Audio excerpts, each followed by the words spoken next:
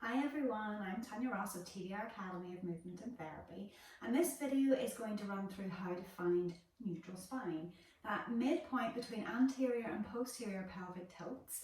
Maybe you've heard it talked about being in midpoint, using your core to set you up in neutral.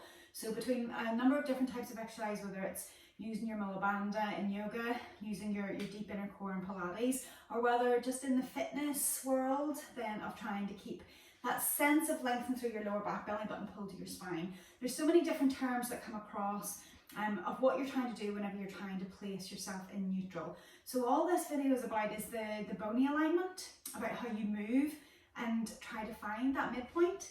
So there's so many different ways, and I'm not going through all of them, but in terms of placing yourself, get yourself onto the floor. It doesn't have to be on a mat, it could be on a carpet, but not on a bed, not on a soft surface that will sink in under the weight of your bony structures. And I want you just to place the legs comfortably around about hip distance apart, and just take a little moment just to get a sense of how your back feels. So I can feel whenever I'm here, I can feel both sides of my pelvis on the floor, I can feel both sides of my ribs on the floor. And whenever you're lying there, you don't want to get a sense of like your rib cage being kind of lifted off, so where your chest bone meets the rib cage. So you don't want to feel that they're protruding up to the ceiling. You should feel the back of the ribs on the floor. So our focus is going to be on trying to find neutral spine. So whenever I'm going through my pelvic tilts, the easiest one, if you like to feel first of all, maybe is trying to flatten your back into the floor. So I'm wanting just to move my structures to flatten, so I can't get my hand in underneath my lower back because I'm connected to the floor. Then if I relax that, I can feel that I start to come away a little bit. And then if I change it so that I want to create a big gap in there, I'm going to arch my back so I can now fit my hand in underneath. So there's a range of movement in there. If I go even further, yes, I'm straining, but now my ribs are lifting off, so that's not where we're going to. And if I curl into a flat back and my tail and my glutes start to lift off, then I've gone too far. So it's just trying to suss out the range of movement in those pelvic tilts where I go just to flat back, I can just feel the contact, I can't get my hand in, and then that natural release, and then whenever you tilt, almost like the tailbone heavy down to the floor, then I can feel that gap, but my ribs are still on the floor. So from there then, those are my two end ranges, and as long as you don't feel pain in those, we're going to use those as your end ranges on either end of that spectrum of anterior to posterior pelvic tilt. So you're going to rock gently between them, and you can start to feel different sensations. So if we talk about the bony landmarks, so when I go flat, I can feel the back of my pelvis flat. I can feel my tailbone just starts to kind of move a little bit in the upward direction, just very like faint. It's long, but it's maybe starting to lift. And I can feel my ribs are flat on the back of the mat. Then whenever I go into that tilt, I can feel like the top of my pelvis comes off the floor. I can feel that I start to get heavier towards my tailbone, and that maybe there's a sense that my ribs start to get a little bit lighter, but they're still in contact. So even just thinking about those placements of my tail is pointing down, whenever I go into the opposite, it starts to feel like it starts to lift. And I could try to quantify that size of movement in my mind, how far that tail is moving, whether it's a number of degrees or whether it's just a visual. And then I try to find my midpoint, and that's our neutral. So it's a grey area. Is there 100% accuracy? No. This is just, it's a grey area of a feeling. So you could imagine as well that in terms of the level of the hips to the ribs, so if I'm going into an arch back, my pelvis is going to tilt lower.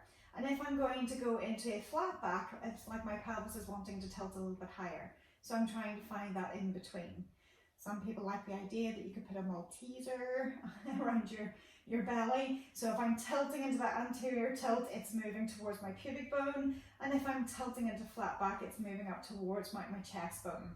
If I get it in the middle, the Malteser in the money goes into the belly button. Unless you've got an ID, then it might not. If you've got an ID, that would work. You've scored a goal. So from there, you can choose which way works. One other little helpful idea is taking a belt. It doesn't have to be a yoga belt. It could be anything that's a flat strap. And I would place it underneath, where above my pelvis, below my ribs, in that space, that if I arch the back, that it can move. I'm not going to pull it off the floor. If I pull it off the floor, then I'm just rubbing it against my back. So this is called flossing. If I keep it on the floor, then I should be able to move it side to side. If I'm in an arch, that's really easy. It's not even like gathering against my clothing. If I go into flat back, I can't move it at all because I'm in contact with the floor. And if I find where my roughly mid position is, I can feel a bit of resistance on my clothing, on the mat, but it can still move. And that size of movement varies from one person to the next. So for one person, it might be just moving because maybe you don't have a lot of anterior pelvic tilt. But for others that have a large range of movement, you might feel that that still moves quite freely. But I would almost still want a sense that there's contact with clothing if the clothing is tight fitting. If it's loose fitting, that kind of defeats the purpose because of course it's going to contact. But in terms of that as another factor that you could use, that whenever you're doing anything, if you feel that you can get a little bit of movement, it's not free movement, it might just give you that other little bit of feedback. So some people's backs might be the space of a sheet of paper away from the floor. Some people's backs, what I find with a lot of people whenever I check them in studio, is that they might be about the width of a finger away. There are other people, for example, that maybe have larger than that, especially some females, where after pregnancy, or if you are carrying a little bit more excess weight in the front of the body, you can end up being more lordotic, which is more of a forward curve in the back, so more of that arching rather than being hopefully inclined to be more in a neutral position. So I can't give you a 100% of where it is. A lot of it is a feeling. You do it by repetition and you do it in different positions. So we've just showed you the easiest place, which is down on the floor. You could also do it in a seated position so that you can feel how your sit bones move. So if I was in seated, I can feel my two sit bones, and it doesn't have to be on the floor because this makes it harder if you don't have a large range of movement. It's going to stop me from going into an arch. And that forward pelvic tilt, but it's going to make it really easy for me to go into the posterior pelvic tilt. So sitting on the floor can be a little bit more challenging, but certainly you can use the hands to assist you to bring into a range of movement, or if it's comfortable for you to sit with the legs out straight, or maybe put a couple of blocks underneath. So in an exercise class, if you're doing anything seated on the floor, you want to see, can I get just that movement with the pelvis? It's not with my rib cage, it's not with my shoulders. It's just that little wag of the tail forwards and backwards. And again, where are your ranges of movement that are pain-free and where's your halfway point? I could also do this standing against the wall with my knees just a little bit bent so it pushes me into the wall. So it becomes like the floor exercise, so you've got feedback coming from the wall. I could do this as well, coming onto hands and knees. And as I'm on hands and knees, make sure there's length in through there. And it doesn't matter if I'm on hands or if I'm on the pelvis. Or sorry, on the elbows, that the pelvis can still move.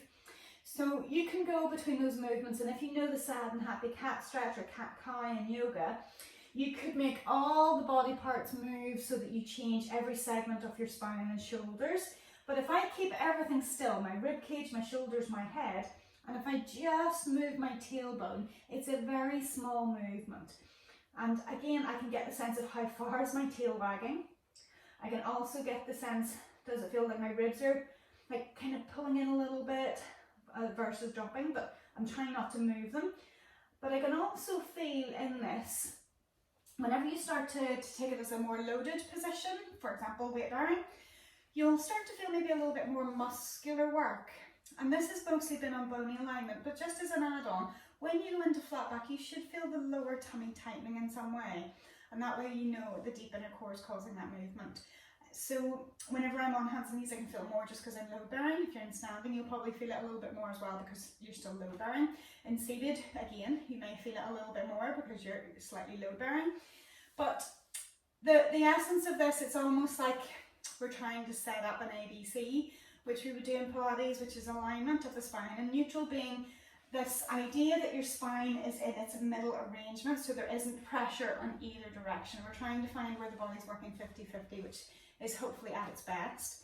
And the others, B and C, B for breathing, C for centering or core contraction. So that should come in automatically.